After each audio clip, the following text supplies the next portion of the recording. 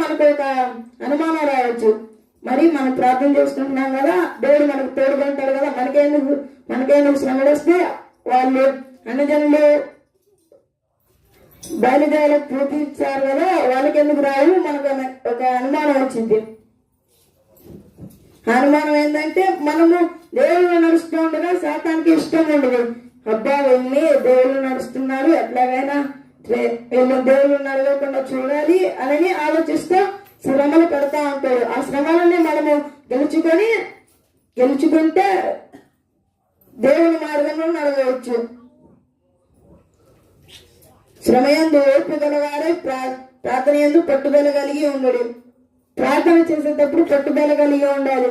అబ్బా ఇది ఇంతసేపు చేస్తున్నాం, దేవుడు మనకు ఇవ్వట్లేదు, ఏంటి దేవుడు నాకు జవాబు ఇవ్వట్లేదు మనం అనుకుంటాం. కానీ దేవుడు పట్టుదల కలిగి ప్రార్థిస్తే దేవుడు